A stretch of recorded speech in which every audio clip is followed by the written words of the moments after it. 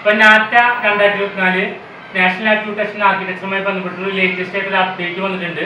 പ്രധാന പൊതു അറിയിപ്പായിട്ട് എല്ലാ പത്രത്തിലൂടെയാണ് ഒരു അറിയിപ്പ് ഇട്ടിട്ടുള്ളത്. ബിആർ കോഴ്സ് പ്രവേശനത്തിലെ യോഗ്യതയിൽ ചെറിയ മാറ്റം വരുത്തിയിട്ടുണ്ടെന്നാണ് അവർ പറയുന്നത്.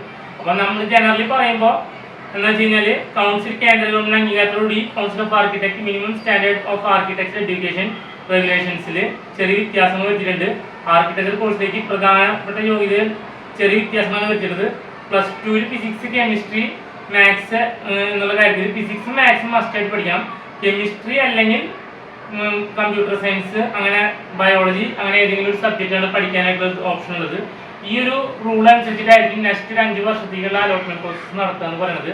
അപ്പോൾ 45% ആണ് മിനിമം ക്വാളിഫിക്കേഷൻ എലിജിബിലിറ്റി മാർക്കായിട്ട് പറയുന്നത് നാറ്റ് എഴുതാനായിട്ട്. പിന്നെ അതത് സ്റ്റേറ്റ്സിന് അല്ലെങ്കിൽ സെൻട്രൽ ഗവൺമെന്റിന് ഈ പറയുന്ന മാർക്സുകളിൽ എന്തെങ്കിലും വ്യത്യാസം വരുത്താനുള്ള ഒരു അധികാരം കൂടി അവർ ചുമതലപ്പെടുത്തിയിട്ടുണ്ട്. അപ്പം നാറ്റ് എഴുതുന്ന കുട്ടികളെ സംബന്ധിച്ച് ഒരു ഇമ്പോർട്ടൻ്റ് ആയിട്ടൊരു അപ്ഡേറ്റ് ആണ്. പക്ഷേ കേരളത്തിലൊക്കെ എന്താണെങ്കിലും കീമായി വഴി അലോട്ട്മെന്റ് കിട്ടുകയാണെങ്കിലും മറ്റു കാര്യങ്ങൾക്കൊക്കെ തന്നെ മിനിമം 50% മാർക്ക് ആവശ്യമുള്ളത് കൊണ്ട് ഈ ഒരു അപ്ഡേറ്റ് നമ്മുടെ സ്റ്റുഡൻസിനെ മെയിനായിട്ട് ബാധിക്കുന്നതല്ല. എങ്കിൽ പോലും നാറ്റുമായി ബന്ധപ്പെട്ട് വരുന്ന ഒരു ലേറ്റസ്റ്റ് അപ്ഡേറ്റ് ആയിട്ട് ഇതിനെ കൺസിഡർ ചെയ്യാവുന്നതാണ്.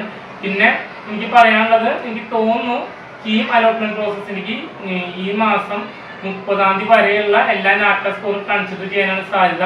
അതുകൊണ്ടാണെന്ന് തോന്നുന്നു ഇതുവരെ അതുമായി ബന്ധപ്പെട്ടിട്ടുള്ള മാർക്ക് അപ്ലോഡിംഗ് ഒന്നും തന്നെ ഇതുവരെ സ്റ്റാർട്ട് ആവാത്തത് കീമിൽ. അപ്പോൾ വൺസ് കീമിൽ അപ്ലോഡിംഗ് സ്റ്റാർട്ട് ആകുമ്പോൾ ഞാൻ നമ്മുടെ ചാനലിലൂടെ അപ്ഡേറ്റ് ചെയ്യുന്നതായിരിക്കും. Thank you for watching our channel and videos. Thank U.